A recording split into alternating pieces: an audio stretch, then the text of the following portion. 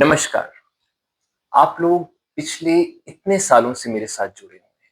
आप लोगों ने मेरे लिखे हुए आर्टिकल्स पढ़े, रिसर्च पेपर्स पढ़े, कॉलम्स पढ़े, मेरी बुक पढ़ी और मुझे ढेर सारा प्यार, ढेर सारा पॉजिटिव फीडबैक और ढेर सारे गुड विशेस भेजे। इस सब के लिए आई फील सो थैंकफुल। आप लोगों में से कुछ लोगों ने ये भी रिक्वेस्ट की और ये लिखा कि अब तो टाइम्स हैव चेंज्ड, अब तो वीडियोस का जमाना आ गया है and everybody is making videos. तो आप लोगों ने ये लिखा that you want me to talk about psychological issues on videos. तो मैंने भी ये सोचा that why not, let's try it. और यही सोचकर मैंने पेरेंटिंग पे, रिलेशनशिप्स पे और स्ट्रेस पे क्वेश्चन एंड आंसर्स की पॉडकास्ट की। आप लोगों ने उस पे भी मुझे बहुत इंकरेजिंग फीडबैक भेजा और ये लिखा that you would want to know more about psychological disorders and more about how to live life meaningfully. तो अब हम ये नई सीरीज स्टार्ट करने जा रहे हैं जिसमें हम डिप्रेशन के बारे में बात करेंगे कि डिप्रेशन क्या है, उसके सिम्टम्स क्या हैं और हम खुद अपने आप से ऐसी छोटी छोटी चीजें क्या कर सकते हैं कि जिससे हम डिप्रेशन को प्रिवेंट कर सकें और कुछ हद तक उसको ट्रीट भी कर सकें। तो मुझे ये भी बताइएगा कि आपको ये सीरीज कैसी लगती है और अगर आपके मन में कोई भी ऐसा और टॉपिक हो साइकोलॉजी से रिलेटेड, मेंटल हेल्थ से रिलेटेड जिसके बारे में आप जानना चाहें तो आप मुझे ज़रूर लिखिए और मैं पूरी कोशिश करूंगा कि मैं उसके बारे में भी वीडियोस रिकॉर्ड करूं। Thank you so much, keep listening.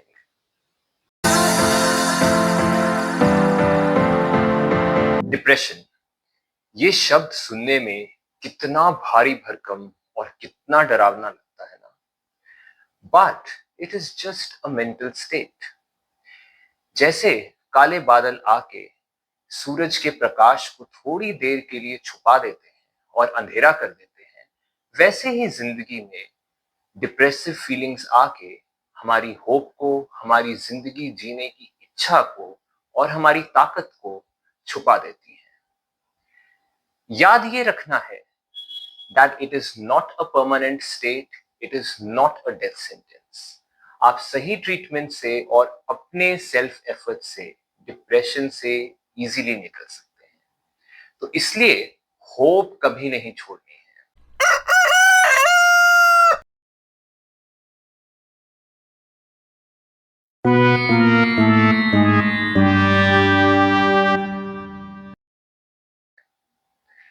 आइए सबसे पहले ये जानते हैं कि ये डिप्रेशन नामक चीज के लक्षण क्या हैं, इसके साइंस एंड सिम्टम्स क्या हैं। सबसे पहला, लो मूड। एक डिप्रेस्ड इंसान सोते जागते, घर के अंदर घर के बाहर हर जगह दुखी रहता है। उसको कोई भी चीज खुशी, एक्साइटमेंट या उत्साह नहीं देती। अगर आप डिप्रेस्ड पर्सन को स्विट्जरलैंड भेज दें, मॉरिशस भेज दें, कश्मीर भेज दें या गोवा भेज दें, वो वहां जाके भी बहुत दुखी होगा, क्योंकि it is a persistent and a pervasive state जो कभी भी चेंज नहीं होती। डिप्रेशन का दूसरा लक्षण, low self esteem, low confidence. एक डिप्रेस्ड इंसान अपने आप को नाकारा, बेकार, हेल्पलेस सोचता है। वो ये सोचता है कि उसमें जो बात थी वो खत्म हो गई है और अब वो जिंदगी कैसे जिए, जिंदगी की मुश्किलों का सामना कैसे करे, उसमें ये हिम्मत खत्म हो चुकी होती है। डिप्रेशन का तीसरा लक्षण, सोशल विड्रॉल। एक डिप्रेस्ड इंसान हमेशा चुपचाप कोने में बैठना पसंद करता है। वो ना अपनी फैमिली से, ना अपने अच्छे दोस्तों से, ना अपने पड़ोसियों से किसी से बात करना पसंद नहीं करता, कहीं आना जाना भी पसंद नहीं करता। अगर उसको जबरदस्ती कहीं ले जाए वो तो भी चुपचाप एक कॉर्नर में ही बैठा रहता है। डिप्रेशन का चौथा लक्षण, किसी भी हॉबी में, काम में, एक्टिविटी में मन ना लगना, हर एक चीज बहुत ही बड़ा बोझ लगना, अटेंशन ना दे पाना, कंसंट्रेट ना कर पाना। डिप्रेशन का 5वां लक्षण, सुइसाइडल थॉट्स। जी हाँ, एक डिप्रेस्ड इंसान को ये लगता है कि जिंदगी में अब जीने लायक कुछ भी नहीं बचा है, इससे तो मैं मर ही जाऊं तो ही अच्छा है। डिप्रेशन का 6वां लक्षण, बॉडीली चेंजेस। बहुत ज्यादा खाना या बहुत कम खाना, बहुत ज्यादा सोना या बिल्कुल भी ना सो पाना, शरीर में बहुत सारी दर्द, थकान, कमजोरी रहना। इन सब स्टेट और सिम्टम्स के होते हुए एक डिप्रेस्ड पर्सन को यही लगता है कि अब जिंदगी में कुछ नहीं बचा, जिंदगी जीने का कोई फायदा नहीं है और अब तो मरना ही ठीक है। अरे भाई, मरे आपके दुश्मन। मैंने जैसे पहले भी कहा था कि ये तो एक मेंटल स्टेट है, थोड़े समय के लिए रहेगी और फिर चली जाएगी। आपको इसका ट्रीटमेंट लेना है और अपने एफर्ट्स बरकरार रखने हैं। You can definitely fight depression. इसलिए don't lose hope, don't lose faith, keep fighting and keep smiling.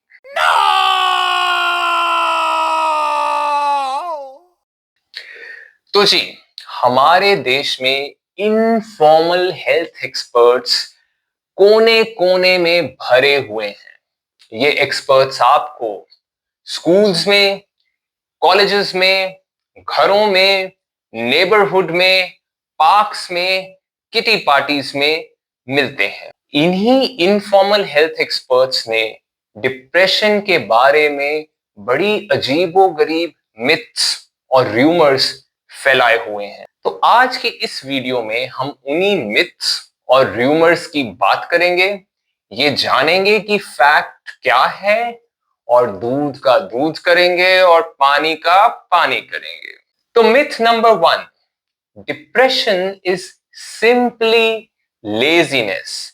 Make the person do hard work and he or she will be absolutely fine. अरे नहीं, एक depressed इंसान lazy नहीं होता।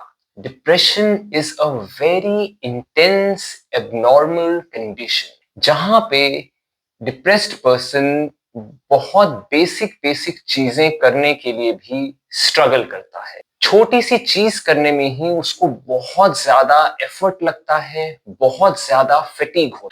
अब आप ही बताइए कि ऐसे इंसान को कहा जाए कि तुम लेजी हो, हार्ड वर्क करो, डिप्रेशन कुछ नहीं है, ठीक हो जाओगे, अब ये अत्याचार नहीं है तो और क्या है।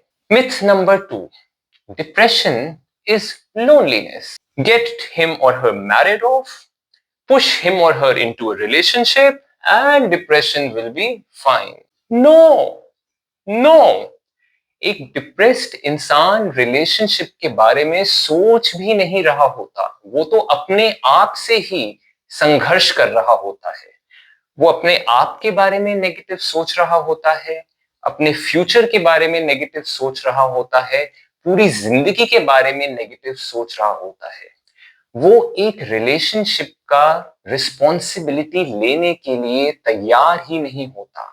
अब अगर आप ऐसे इंसान को रिलेशनशिप में डाल दें या उसकी शादी करवा दें जबरदस्ती, तो वो और ज्यादा डिप्रेस्ड हो जाएगा, और ज्यादा ओवरवेल्म्ड हो जाएगा और ज्यादा डर जाएगा। दैट्स व्हाई इवन इफ आपकी अगर ऐसा ख्याल है कि इसकी शादी होनी चाहिए या इसका रिलेशनशिप होना चाहिए, तो प्लीज तब तक रुकिए जब तक वो इंसान क्योर नहीं हो जाता, और फिर आप चैन से, सुकून से बैंड बाजे बारात का सोच सकते हैं। Myth number 3, if you take psychological और psychiatric help for depression you will get dependent on it, और आपको ये जिंदगी भर लेनी पड़ेगी। Absolutely not. ये किसने कहा? The goal of antidepressants and psychotherapy is to make the person independent. Treatment का उद्देश्य यही होता है कि इंसान दोबारा से पॉजिटिव हो जाए, सेल्फ कॉन्फिडेंट हो जाए, सेल्फ रिलायंट हो जाए, होपफुल हो जाए और वो इस ट्रीटमेंट को एक दिन छोड़ के अलविदा कह के अपनी जिंदगी खुशी से जी सके। मिथ नंबर 4, डिप्रेशन बहुत ही वियर्ड, अजीबोगरीब, टेढ़े मेढ़े लोगों को होता है। नहीं, डिप्रेशन किसी को भी हो सकता है। ये एक बच्चे को हो सकता है, बूढ़े को हो सकता है, एक्टर को हो सकता है, क्लरिकल वर्कर को हो सकता है, सीईओ को हो सकता है, एक हाउसवाइफ को हो सकता है, आपको हो सकता है, मुझे हो सकता है, किसी को भी हो सकता है। इनफैक्ट बहुत से क्रिएटिव, हाई फंक्शनिंग और इंटेलिजेंट लोग भी अपनी जिंदगी में डिप्रेशन का शिकार हुए हैं। कुछ ऐसे ही लोगों के आपको नाम बताऊं? Abraham Lincoln, Winston Churchill, J K Rowling, Lady Gaga, Guru Dutt and Deepika Padukone. Myth number 5, depression is an adult disease. ये बच्चों को तो हो ही नहीं सकता।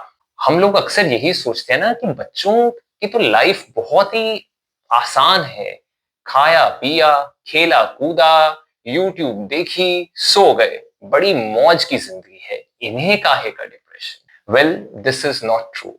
You know, according to CDC statistics, around 4% children across the world between the ages of 3 and 17 suffer from depression. And suicide is the second leading cause of death in adolescents. तो depression बहुत तेजी से बढ़ रहा है हमारे छोटे छोटे बच्चों में और हमारे टीनेजर्स में।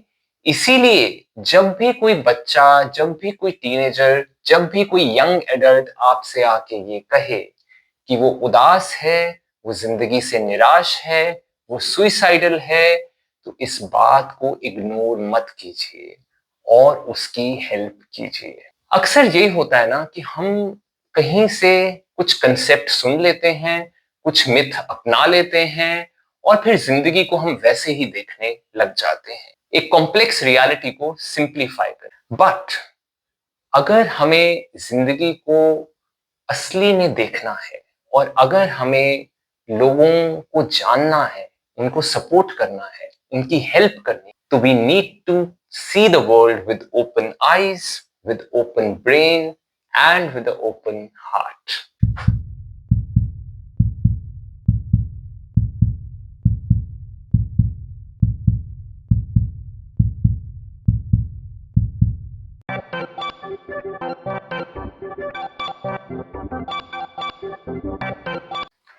हाय फ्रेंड्स, आज के इस वीडियो में हम डिप्रेशन के बारे में कुछ बहुत ही इंटरेस्टिंग और बहुत ही रेयर फैक्ट्स को जानेंगे।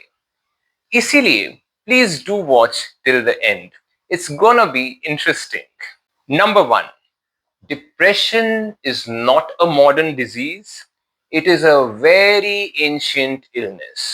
एंशियंट सिविलाइजेशंस जैसे कि इंडियन सिविलाइजेशन, ग्रीक सिविलाइजेशन और रोमन सिविलाइजेशन में डिप्रेशन का जिक्र है। उस जमाने के फिजिशियंस डिप्रेशन को ट्रीट करने के लिए meditation, chanting, yoga, special diets, special exercises और स्पेशल मसाजेस प्रिस्क्राइब करते थे। Number 2, depression is invisible in many people, meaning बहुत सारे डिप्रेस्ड लोग अपनी पेन को दुनिया से छुपा लेते हैं और बहुत ही पॉजिटिव और बबली सेल्फ दुनिया के सामने रखते हैं। अंदर ही अंदर सफर करते हैं, घुट घुट के जीते हैं, अकेले अकेले रोते हैं, स्ट्रगल करते हैं, पर दुनिया को पता नहीं चलने देते कि उन्हें डिप्रेशन है। शायद ऐसे ही लोगों के लिए वो गाना लिखा गया है ना कि तुम इतना जो मुस्कुरा रहे हो, क्या गम है जिसको छुपा रहे। Number 3, depression is very gender biased, meaning that it is much more prevalent in women than men. In fact, many females go through depression post childbirth and during menopause. Number 4, in some people depression can be seasonal, यानी कि monsoons में और कड़ाके की सर्दी में जब सारी दुनिया गर्मा गर्म पकौड़े, लड्डू, पिन्नी, कड़क चाय का आनंद ले रही होती है, तब कुछ लोग डिप्रेस्ड हो जाते हैं क्योंकि उन्हें एडिक्वेट सनलाइट नहीं मिलती। Yes, for some people sunlight is very important and it uplifts their mood, और अगर एडिक्वेट सनलाइट ना हो तो वो डिप्रेस्ड हो जाते हैं। इस कंडीशन को विंटर डिप्रेशन भी कहते हैं और सीजनल अफेक्टिव डिसऑर्डर भी कहते हैं। कमाल की ये बात है कि जब विंटर्स और मॉनसून्स जाती हैं और समर्स आती हैं तो ये लोग दोबारा से खुश हो जाते हैं। लास्ट, डिप्रेशन का सबसे इजीएस्ट और इफेक्टिव प्रिवेंशन टेक्निक है, पता है क्या है? सिंपल फिजिकल एक्सरसाइज, जैसे कि वॉकिंग, रनिंग, डांसिंग या फिर योगा। इससे हमारा मूड अपलिफ्ट होता है and we get the strength to fight stress, negative thoughts and negative emotions. तो भाई, जब इतनी सिंपल सी चीज से आप डिप्रेशन से बच सकते हैं और अपने मेडिकल बिल्स, प्रिस्क्रिप्शंस और साइकोथेरेपी बिल्स कम कर सकते हैं, तो एक्सरसाइज जरूर कीजिए। फोन से थोड़ा सा समय निकालिए, बाहर जाइए। Just 1 hour a day of exercise would do you a lot of good, and then you can be free from depression and enjoy your life.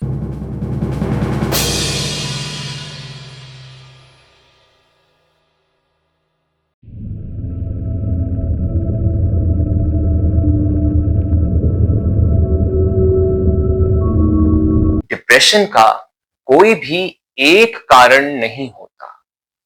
हमें डिप्रेशन बायोलॉजिकल, साइकोलॉजिकल और सोशल फैक्टर्स के कॉम्बिनेशन से होता है।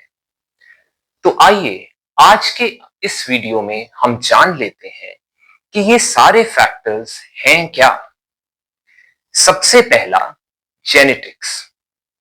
जिस तरह से heart disease, hypertension, arthritis और डायबिटीज जैसी बीमारियां फैमिलीज में रन करती हैं और एक जनरेशन से दूसरे जनरेशन में होती हैं, उसी तरह डिप्रेशन, मूड स्विंग्स और सुइसाइडल टेंडेंसीज भी फैमिलीज में रन करते हैं और अपने आप को मैनिफेस्ट करते हैं।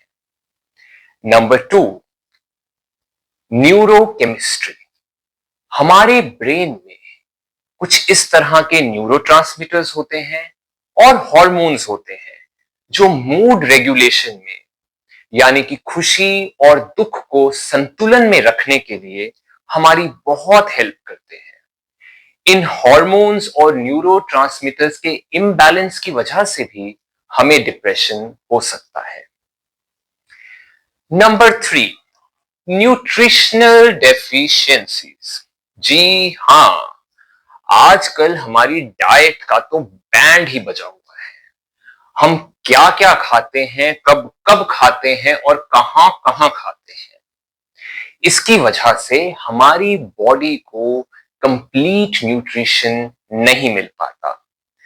बहुत सारे इस तरह के न्यूट्रिएंट्स होते हैं जैसे कि iron, magnesium, omega 3 fatty acids, vitamin D और विटामिन B12, जिनकी मूड रेगुलेशन में बहुत जरूरत होती है। इन न्यूट्रिएंट्स की डेफिशिएंसी की वजह से भी हम डिप्रेशन की तरफ चले जाते हैं। Number 4, personality factors.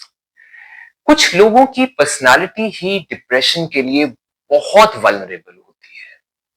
ये उस तरह के लोग होते हैं जिनका बचपन से सेल्फ कॉन्फिडेंस बहुत खराब होता है, फ्रस्ट्रेशन टॉलरेंस बहुत ही कम होती है और सोच बहुत ही नेगेटिव होती है। इनकी लाइफ में जब भी चैलेंजेस, फ्रस्ट्रेशंस, उतार चढ़ाव आते हैं तो ये बिखरने लग जाते हैं और डिप्रेशन की तरफ चले जाते हैं। Number 5, stressful life events. जिंदगी में जब भी कोई बहुत बड़ा स्ट्रेस आए तो वो बलवान से बलवान आदमी को भी हिला के रख देता है, जैसे कि death of a loved one, loss of a relationship, loss of job, retirement, कोई क्रोनिक बीमारी का डायग्नोसिस, कोई नेचुरल डिजास्टर का होना, एब्यूज या वायलेंस। ये सारी उस तरह की घटनाएं हैं जो हर किसी इंसान के कोपिंग मैकेनिज्म्स को हिला के रख देंगी और उसे डिप्रेशन के लिए बहुत ही वल्नरेबल कर देंगी। लास्ट, हमारी चेंज होती हुई सोसाइटी और ब्रेक डाउन होता हुआ सोशल सपोर्ट सिस्टम। पिछले 150 साल में हमारी सोसाइटी में बहुत चेंजेस आए हैं। पहले हमारी सोसाइटी बहुत ही क्लोजली निट होती थी। लोगों के पास एक दूसरे के लिए टाइम होता था और वो मुसीबतों के वक्त एक दूसरे को संभाल लेते थे। आजकल सब लोग एक दूसरे से कट ऑफ हैं और मुसीबतों का अकेले ही सामना करना पड़ता है, कोई और चॉइस ही नहीं है। तो इस lack of social support system की वजह से भी जो प्रॉब्लम्स जड़ में ही खत्म हो जाती थी, आज वो पनप के बहुत बड़े बड़े पौधे और पेड़ बनती चली जा रही हैं। और इसीलिए आप देख रहे हैं कि सोसाइटी में डिप्रेशन बढ़ता ही चला जा रहा है। तो आपने देखा ना कि कितने कॉम्प्लेक्स फैक्टर्स हैं जो आपस में मिलजुल के डिप्रेशन को क्रिएट करते हैं। इसीलिए जब बात डिप्रेशन के ट्रीटमेंट की होती है तो उसमें हमें एक मल्टी प्रोंग्ड अप्रोच चाहिए जो इन सब फैक्टर्स को टारगेट कर सके और हमें डिप्रेशन मुक्त कर सके।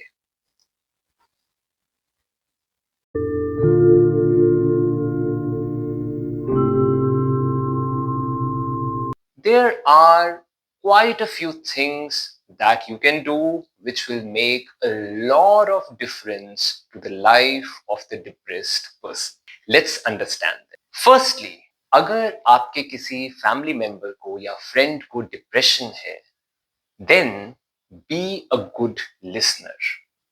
आप उन्हें उनके मन की बात कहने दीजिए।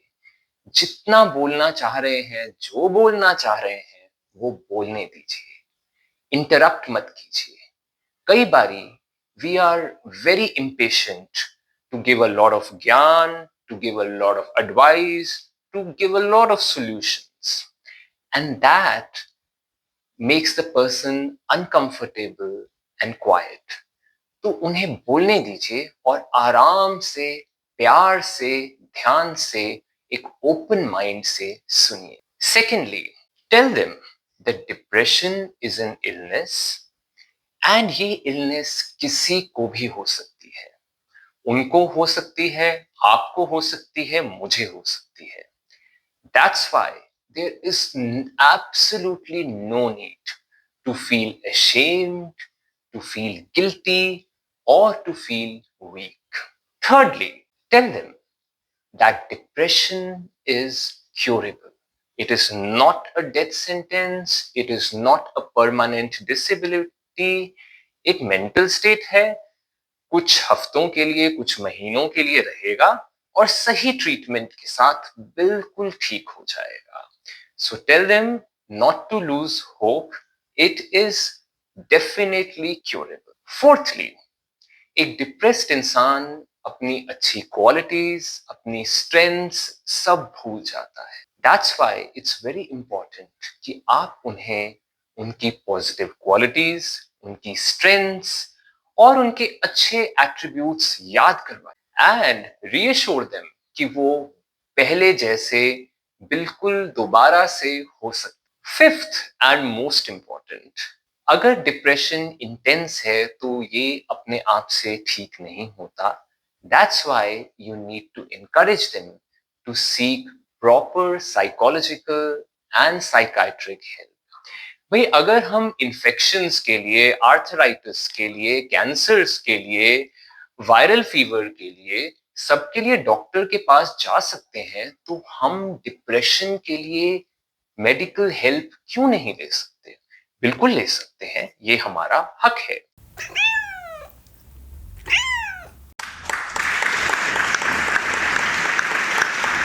लोग अक्सर मुझसे ये पूछते हैं कि आप बताइए डिप्रेशन का बेस्ट ट्रीटमेंट क्या है? साइकियाट्री है, साइकोलॉजी है, हिप्नोथेरेपी है, एनएलपी है, आयुर्वेदा है, योगा है, या फिर कोई सीक्रेट यंत्र तंत्र मंत्र है? टू मच कंफ्यूजन है ना? और क्यों ना हो, आजकल जिस स्पीड से फैशन बदलता है, उसी स्पीड से नए नए मेंटल हेल्थ ट्रीटमेंट्स आते हैं. ऐसे ट्रीटमेंट जो एक्सपेंसिव होते हैं और जो बहुत ही इजोटेरिक साउंडिंग होते हैं. अब एक डिप्रेस्ड इंसान करे तो क्या करे, कहां जाए, कौन सा ट्रीटमेंट ले? So what is the best treatment for depression? Best treatment for depression वही है जो आपको एक नया पर्सपेक्टिव दे. जी हाँ, सिंपली आपको एक नया पर्सपेक्टिव दे, जो आपको ये बताए कि जितनी डार्क आप रियलिटी को सोच रहे हैं, उतनी डार्क वो है नहीं. जो आपको ये बताए कि जितना हेल्पलेस, होपलेस, वर्थलेस, वीक आप फील कर रहे हैं, आप उतने हैं नहीं. एक्चुअली आप स्ट्रांग हैं और रियलिटी में काफी कुछ पॉजिटिव चीजें हैं. तो जो भी पर्सपेक्टिव आपको ये बता सके, वही है best treatment for depression. Therefore, feel free to experiment, to explore. और जहां पे भी आपको एक नया पर्सपेक्टिव मिले, वहां पे आप ठहर जाइए.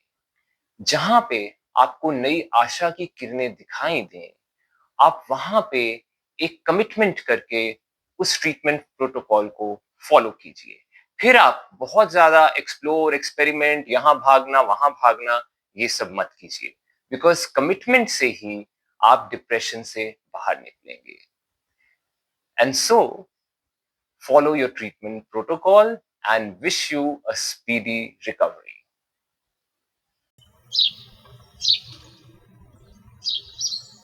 तो दोस्तों, अगर आपने लाइफ जीनी है, लाइफ को मीनिंगफुल बनाना है, तो कहते हैं ना that you need to wake up and you need to smell the coffee.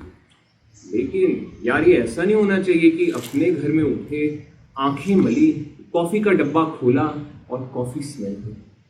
You need to take the road less travelled. ऐसा टेढ़ा मेढ़ा उल्टा पुल्टा रास्ता जहां दुनिया नहीं जाती, क्योंकि जिंदगी आपको वहीं मिलती है. और जब आप ऐसे रास्ते पे हों, तो अपनी आंखें, नाक, कान खोल के you need to wake up and you need to smell the coffee like this. And it's amazing.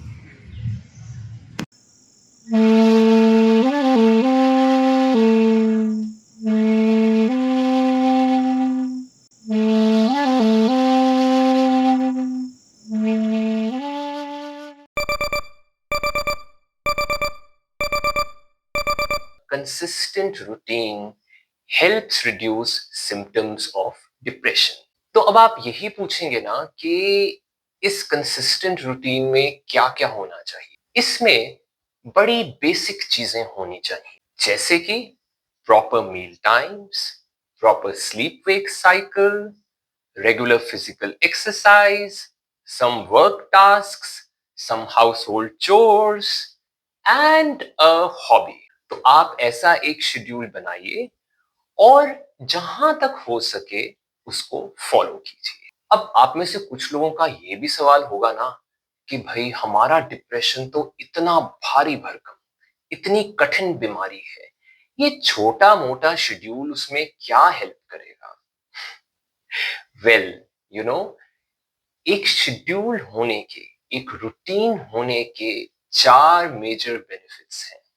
तो आइए इन बेनिफिट्स को समझ लेते हैं। Number 1, having a consistent routine gives you a sense of stability and a sense of control over your life.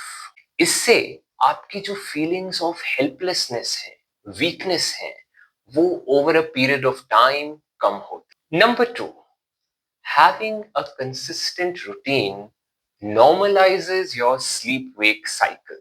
जब हम कुछ meaningful, कुछ प्रोडक्टिव करते हैं, तो हमारी जो गड़बड़ नींद है वो धीरे धीरे नॉर्मलाइज होने लग जाती है। Number 3, having a consistent routine helps you lessen down, control and forget this constant mental chatter. ये जो नेगेटिव थॉट्स, ये जो नेगेटिव इमोशंस हमेशा मन में तांडव करती रहती है ना, जब हम यूजफुली ऑक्यूपाइड होते हैं, तो ये इनका तांडव एकदम शांत होके स्टिलनेस आने लग जाती है। And lastly, most important, having a consistent routine restores the sense of meaning in your life.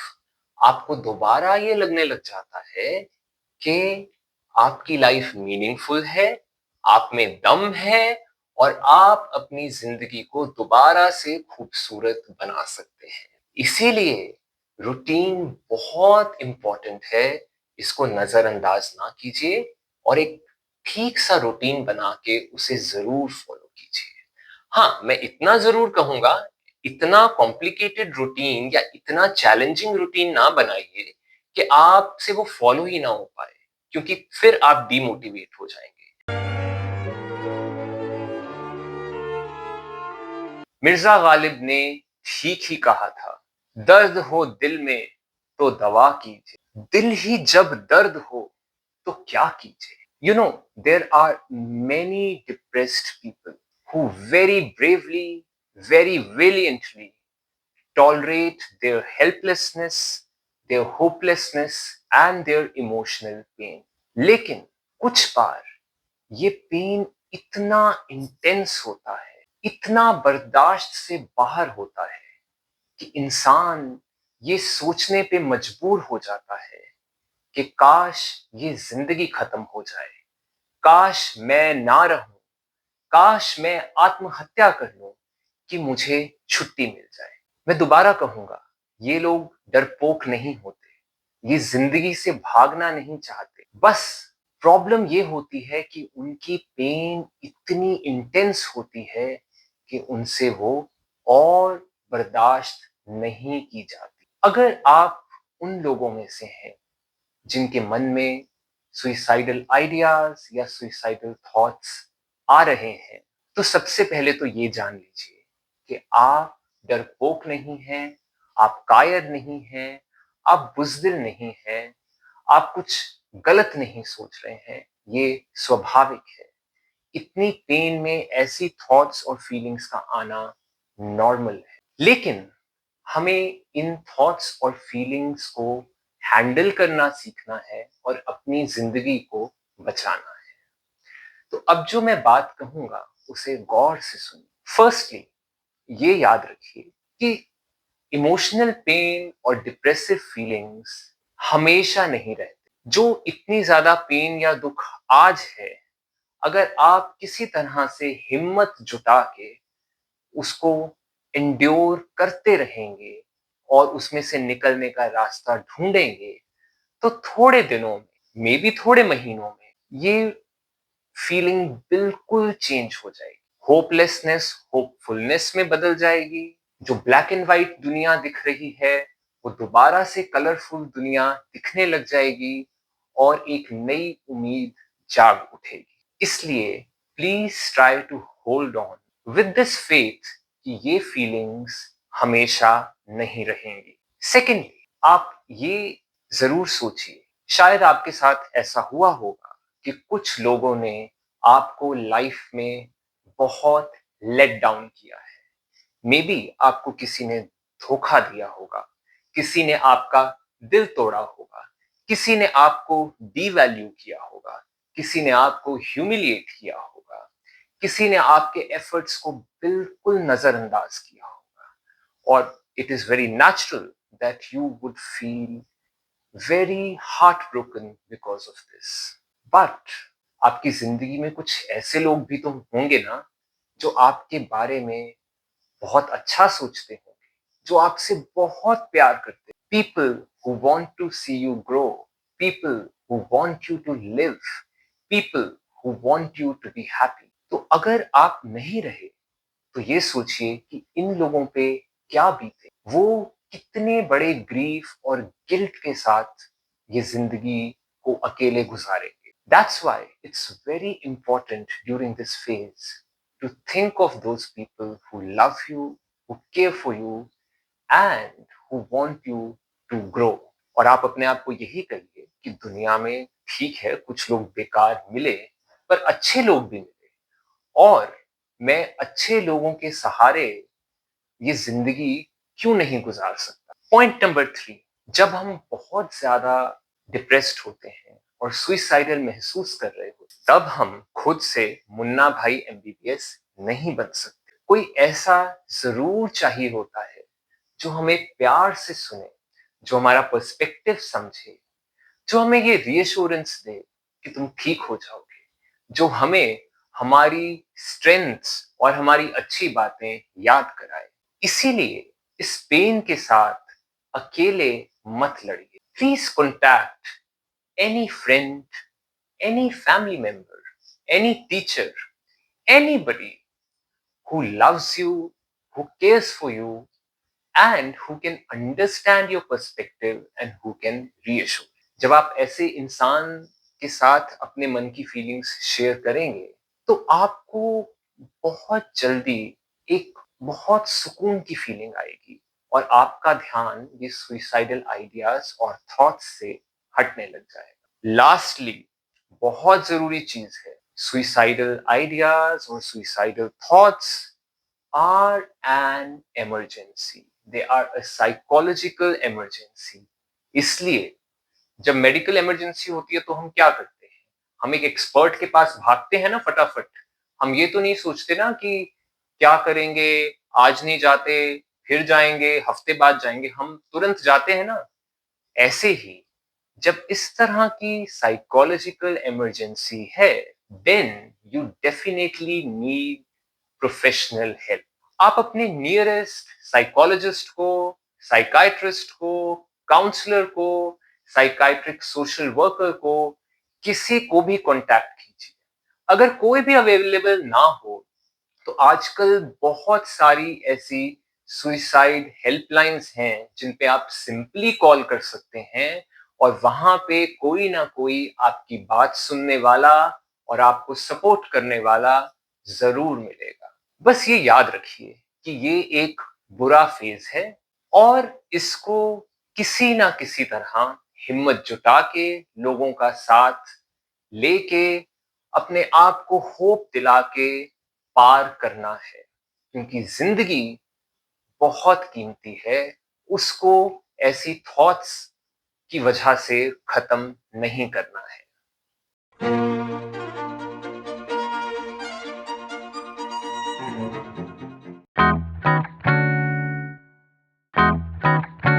क्या आपको कभी ऐसी फीलिंग आती है कि जिंदगी में जो होना था वो हो गया, जो पाना था वो पा लिया, जो एक्सपीरियंसेस चाहिए थे वो सारे एक्सपीरियंसेस मिल गए, और जैसे अब जिंदगी का कोई मीनिंग, कोई पर्पस, कोई मकसद ही नहीं।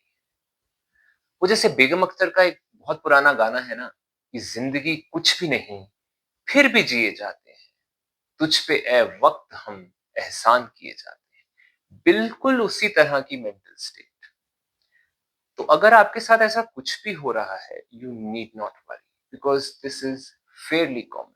हमारी आजकल की fast paced, goal oriented, stressful lifes में ये बहुत ही कॉमन, और इससे बचने का रास्ता भी बहुत ही आसान है।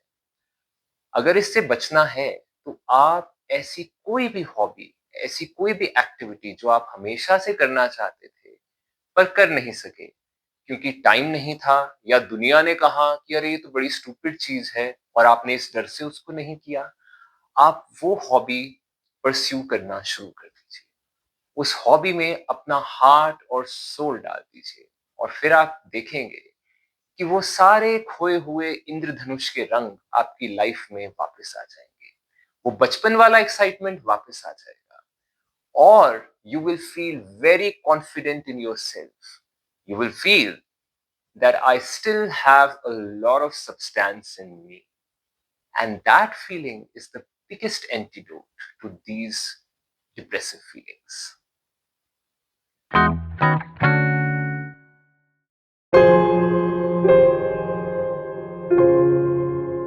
आजकल की बिजी लाइफ में हम एक दूसरे से बातचीत करना ही भूल गए हैं।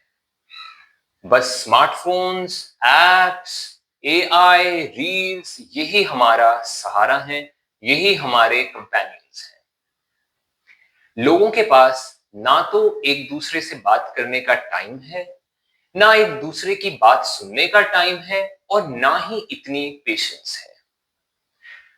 हर फैमिली में लोग अपने अपने स्मार्टफोन्स के साथ अपने अपने बीन बैग्स पे अपने अपने कॉर्नर्स में बैठे रहते हैं। पर अगर मन दुखी हो और कोई बात सुनने वाला ना मिले, कोई बात समझने वाला ना मिले, कोई रीअश्योरेंस देने वाला ना मिले, तो हम डिप्रेशन में चले जाते हैं। इसीलिए वो जो पुराना कल्चर था घरों में बातचीत का, उसे हमें रीस्टार्ट करना चाहिए। बातचीत से एक नई उम्मीद जागती है, बातचीत से एक नया पर्सपेक्टिव मिलता है, बातचीत से मन हल्का होता है, और बातचीत से कई बार बड़ी से बड़ी मुश्किल, बड़ी से बड़ी समस्या हंसी मजाक में टल जाती है। इसीलिए बातचीत को हल्के में ना लें, ये एक संजीवनी बूटी है।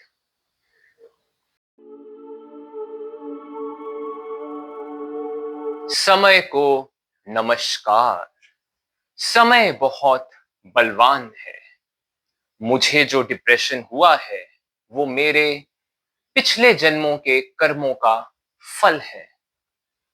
अब मैं बैठा बैठा यही इंतजार कर रहा हूं कि समय कब बदलेगा, मैं डिप्रेशन से ठीक कब होऊंगा।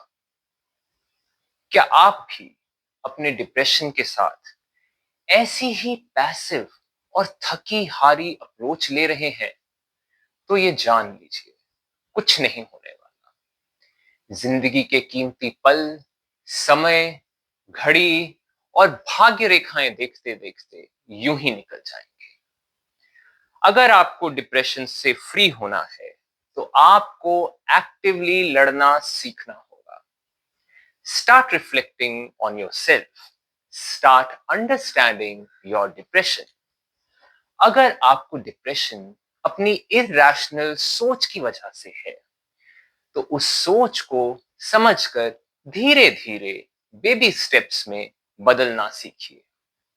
अगर आपको डिप्रेशन इस वजह से है कि दुनिया ने आपको बहुत सताया है और आप हेल्पलेस हैं, तो हिम्मत जुटा के लड़ना सीखिए।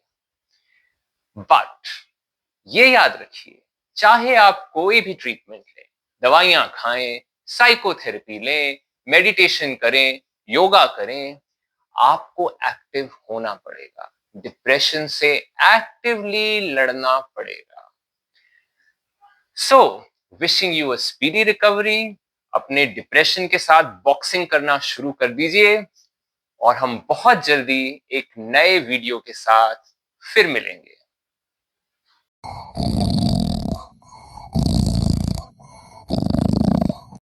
आज हम ऐसी कुछ छोटी छोटी चीजों की बात करने वाले हैं जिनको आप अगर फॉलो करेंगे तो आपको एकदम कुंभकर्ण जैसी नींद आएगी। नंबर 1, नींद की चिंता करना, नींद ना आने से डरना, नींद को मेजर करना कि कितने घंटे आई है, कितने घंटे नहीं आई है, नींद ना आने के साइड इफेक्ट्स और हेल्थ प्रॉब्लम्स के बारे में पढ़ना ये बिल्कुल बंद कर दीजिए। Sleep comes when our mind is at peace and relaxed. लेकिन जब हम नींद की ही इतनी चिंता करेंगे, इतनी टेंशन पाल लेंगे, तो हमारा माइंड अलर्ट हो जाएगा और फिर नींद हमसे कोसों दूर भागेगी। Number 2, follow a consistent sleep wake schedule. देखिए, मैं ये नहीं कह रहा कि आप जल्दी सोइए, but what is important is रोज सेम टाइम पे सोने जाइए और सेम टाइम पे उठिए। Number 3, physical exercise during late afternoons or early evenings calms our mind, tires our body and promotes good sound sleep. तो सोचना क्या, इसे जरूर कीजिए, हर रोज कीजिए। Number 4, 2 hours before going to bed अपनी जो स्टिमुलेशन है उसको कम कीजिए। जो भी चिंताएं हैं दिन की, जिंदगी की, काम की, बच्चों की, रिलेशनशिप की, जस्ट टेल योरसेल्फ कि ये मैं कल सोचूंगा, आज के लिए बस। And then dim the lights in your house, keep your phone aside, listen to some soothing music, and you could also meditate or practice a gentle breathing exercise. Number 5, now despite doing all this, if you don't fall off to sleep, then don't spend the night tossing and turning in bed. ये चिंता करते हुए कि हाय नींद नहीं आ रही, हाय कल क्या होगा, हाय जिंदगी में क्या होगा, हाय सेहत का क्या होगा। Just get up from the bed once again, listen to some soft music, practice a gentle breathing exercise, और फिर जब नींद आए, then go to the bed again.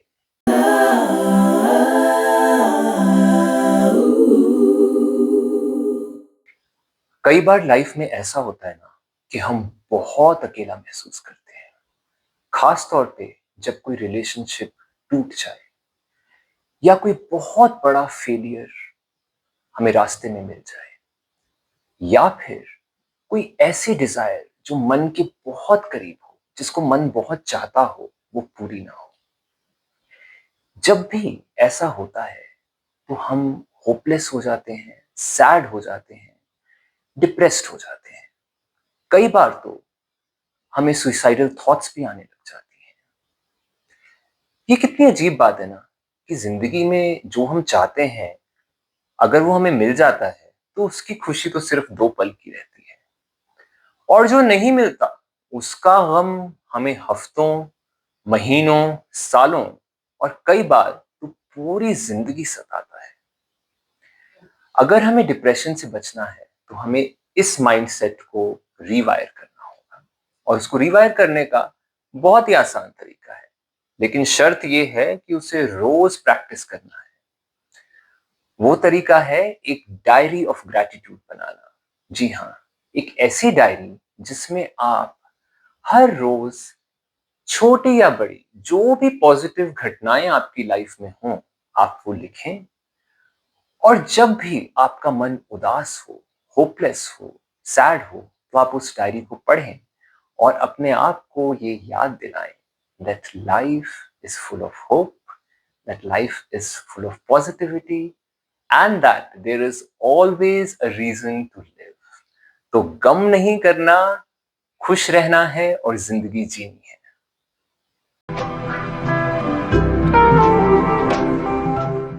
जब भी लाइफ हमसे हमारा कुछ छीन लेती है या फिर जो हमारा हक होता है, जो हमें मिलना चाहिए, वो हमें नहीं देती, तब बहुत ही मायूसी होती है। इतनी मायूसी होती है कि हम डिप्रेशन में चले जाते हैं। And then we wait for compensation. हम ये इंतजार करते हैं कि जिंदगी ने जो हमसे छीन लिया या जो हमें नहीं दिया, वो उसे हमें सूद समेत लौटा दे। कोई लौटा दे मेरे बीते हुए दिन, बीते हुए दिन वो मेरे प्यारे पल छिन। और इसी इंतजार में, इसी विक्टिम आइडेंटिटी में वक्त बीतता रहता है। घड़ी की टिक टिक टिक टिक होती रहती है। हफ्ते महीनों में बदलते हैं, महीने साल में बदलते हैं, और दुनिया कभी हमारे पास वापस नहीं आती। क्योंकि दुनिया का तो यही दस्तूर है ना कि वो चढ़ते सूरज को सलाम करती है और डूबते सूरज को भुला देती है। इसीलिए अगर हमें डिप्रेशन से निकलना है तो हमें दुनिया का इंतजार करना छोड़ना होगा। हमें इस विक्टिम आइडेंटिटी को भी छोड़ना होगा।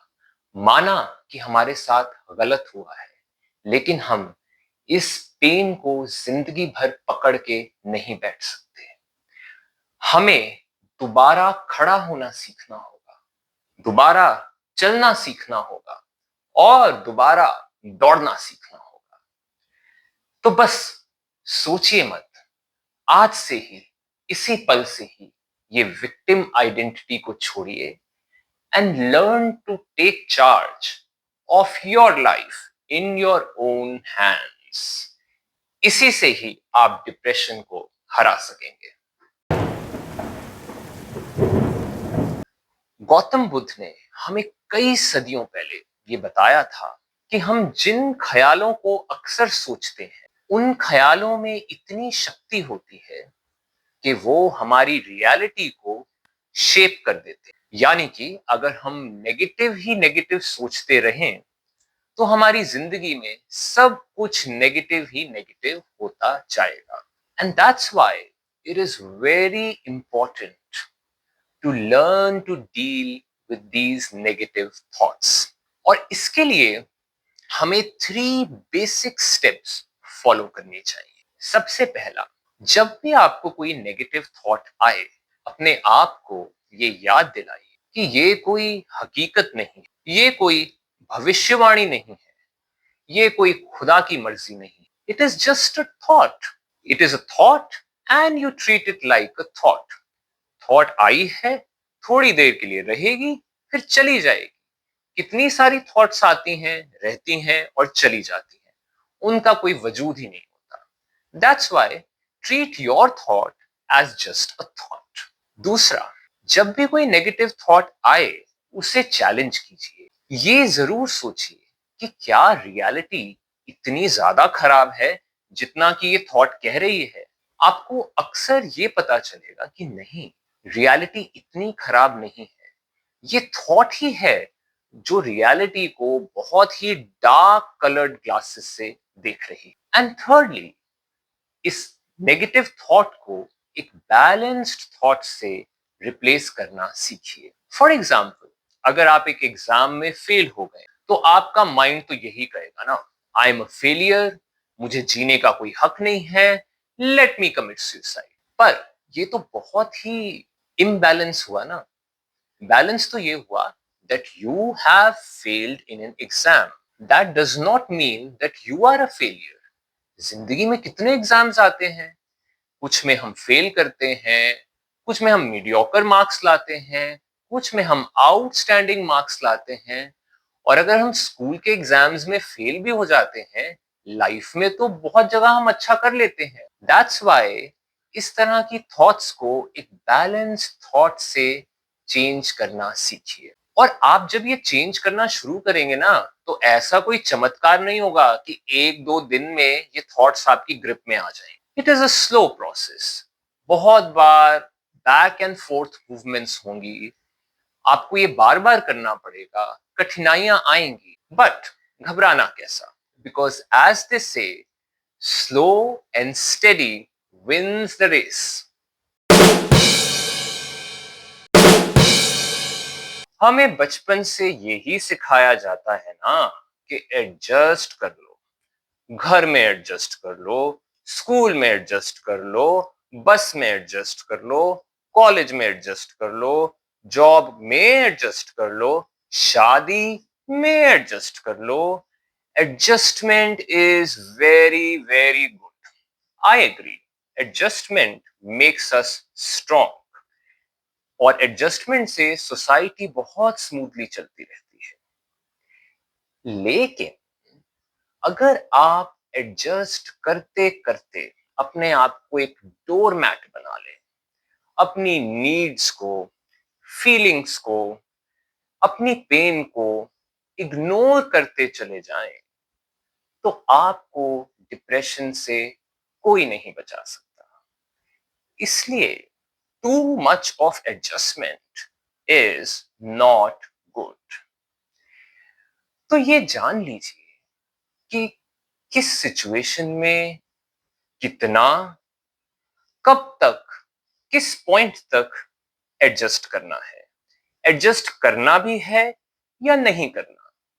लाइफ में कुछ सिचुएशंस इतनी खराब होती हैं, कुछ लोग इतने खराब होते हैं, कुछ चीजें इतनी खराब होती हैं कि उनको नमस्कार करके अलविदा कहने में ही मेंटल हेल्थ है।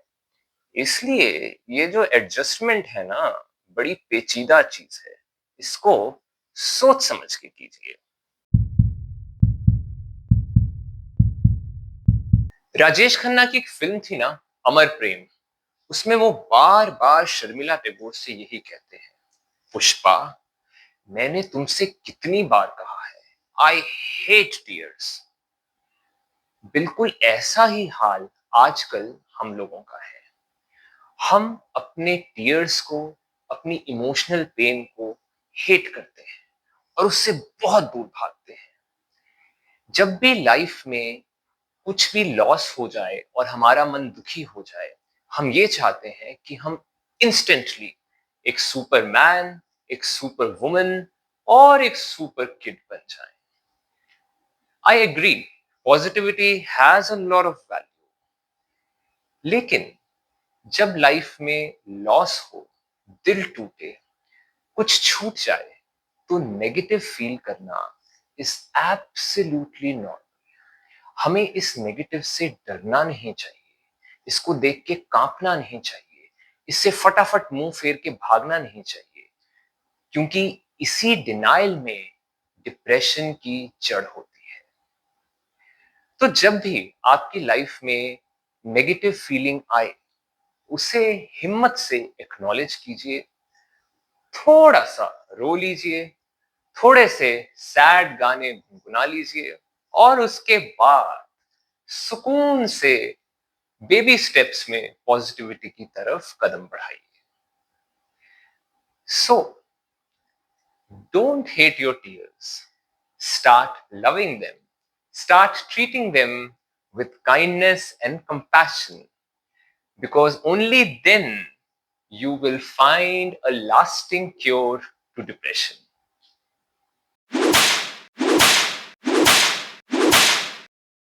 क्या आप अपने पार्टनर से बहुत ज्यादा डरते हैं, हर वक्त यही चिंता करते हैं कि उसे गुस्सा ना आ जाए? क्या आप अपने पार्टनर को एक डिक्टेटर की तरह देखते हैं? क्या आपका पार्टनर आपको लोगों के सामने ह्यूमिलिएट करता है या करती है? आपकी सेल्फ रिस्पेक्ट को ट्रैम्पल किया जाता है? क्या ऐसा होता है कि जब आप अपने पार्टनर से इस बारे में बात करें, तो वो सिंपली ये कहता है या कहती है कि देखो, सारी गलती तुम्हारी है, तुम्हारी ही बिहेवियर की वजह से या तुम्हारे ही इररिस्पॉन्सिबल एटीट्यूड की वजह से मुझे गुस्सा आता है। अगर किसी को चेंज करना है तो वो तुम्हें करना है। पहले तुम चेंज हो जाओ, मेरा गुस्सा अपने आप ठीक हो जाएगा। क्या ऐसा है कि आप अपने टैलेंट्स, अपनी क्रिएटिविटी, अपनी सारी पॉजिटिविटी खो चुके हैं और घुट घुट के जीते हैं? क्या ऐसा है that you feel helpless and hopeless most of the times? If your answer is yes, then you are trapped in an abusive relationship. और आपको पता है, that around 50% men and women, I repeat, that around 50% men and women who are trapped in abusive relationships suffer from depression. ये इसलिए होता है because abuse makes you hate yourself, abuse makes you hate your life, abuse makes you hate your future, abuse makes you forget who you are, abuse makes you forget your strengths, your positivity, your creativity. कमाल की ये बात है कि इतना सब होने के बाद भी लोग एब्यूजिव रिलेशनशिप्स में सालों और कई बार पूरी जिंदगी निकाल देते हैं। इसका एक बहुत बड़ा कारण हमारे कल्चर में, हमारे इंडियन कल्चर में ये है that marriages and romantic relationships are considered sacrosanct. इस तरह कहा जाता है ना, 7 जन्म के फेरे, जन्म जन्म का साथ, साथ जिएंगे, साथ मरेंगे। इन्हीं इरैशनल आइडियल्स की वजह से लोग एब्यूजिव रिलेशनशिप्स में बने रहते हैं, उनसे निकलने का सोचते भी नहीं है। लेकिन वी हैव अ चॉइस। आप या तो जिंदगी भर की जिल्लत, जिंदगी भर का दर्द और जिंदगी भर बार बार डिप्रेसिव एपिसोड्स ये चूज कर सकते हैं, और you can gather your courage, you can reclaim your life, you can reclaim your happiness, you can reclaim who you are. अगर आप मुझे पूछें कि क्या करना चाहिए, क्या सही है, तो मैं समझता हूं that reclaiming your happiness, reclaiming your life, reclaiming who you are is any day a better option. Because जिंदगी ना मिलेगी दोबारा, तो क्यों ना इस जिंदगी को मीनिंगफुली, क्रिएटिवली और खुशी खुशी बिताया जाए।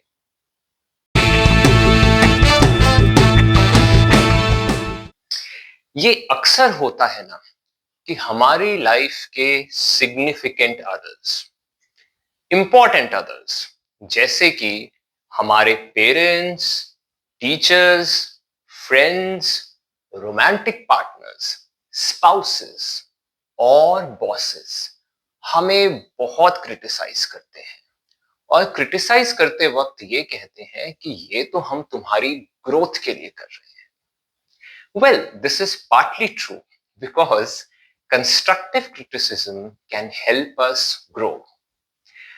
पर तब क्या जब ये क्रिटिसिज्म एक्सेसिव हो, रूथलेस हो, अनरियल हो और परसिस्टेंट हो, तब ये क्रिटिसिज्म हमें डैमेज कर देता है, हमारी सेल्फ एस्टीम को तोड़ देता है और हमें डिप्रेशन में धक्का दे देता है।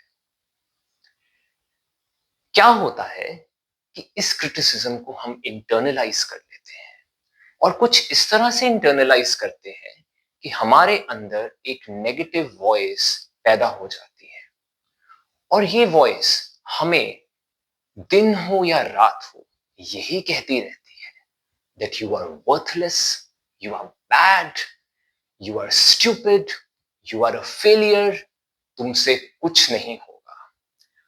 और इस नेगेटिव वॉइस का इतना स्ट्रॉन्ग इंपैक्ट होता है कि एक्चुअली हम लाइफ में कुछ भी नहीं कर पाते, बस बैठे रहते हैं, डिप्रेशन के एक वेब में फंसे रहते हैं।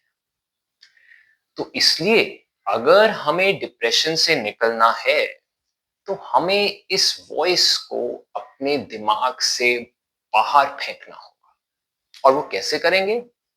कुछ इस तरह से करेंगे। अपनी स्ट्रेंथ्स की और अपने पॉजिटिव ट्रेट्स की एक लंबी डिटेल्ड लिस्ट बनाएंगे। उस लिस्ट को अच्छे से याद करेंगे, बार बार दोहराएंगे कि वो हमारी टिप्स पे हो जाए।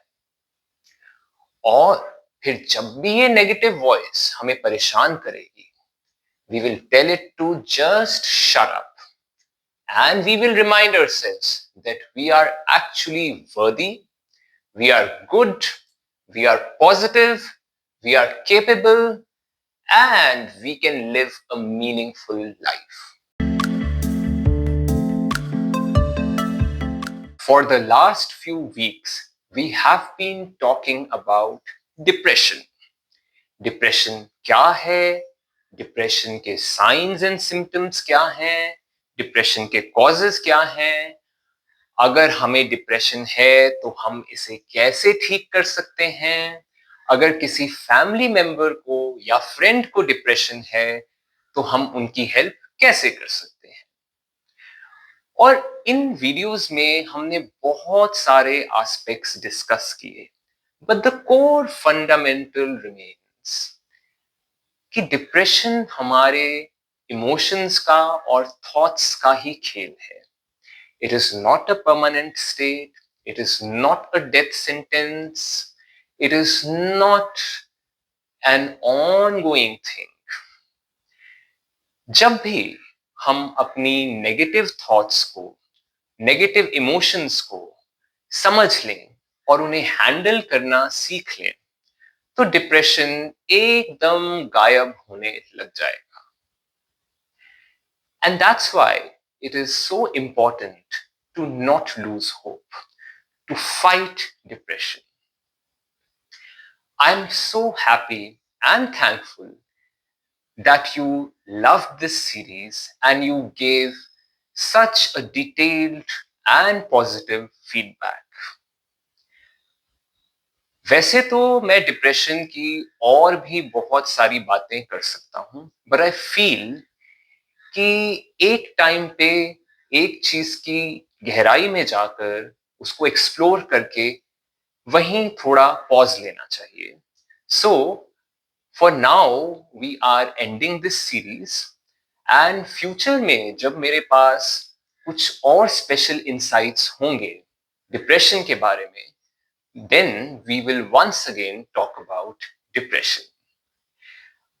तब तक के लिए आप मुझे बताइएगा कि अगर कोई और ऐसा मेंटल हेल्थ टॉपिक है, साइकोलॉजी से रिलेटेड, स्पिरिचुअलिटी से रिलेटेड, वेलबींग से related, which you would want to know more about, तो मुझे बताइएगा, and I will definitely try my best to talk about it. तो तब तक के लिए डिप्रेशन को अलविदा कहते हैं और बहुत जल्दी हम अपनी नई सीरीज के साथ मिलते हैं। Thank you so much, see you very soon.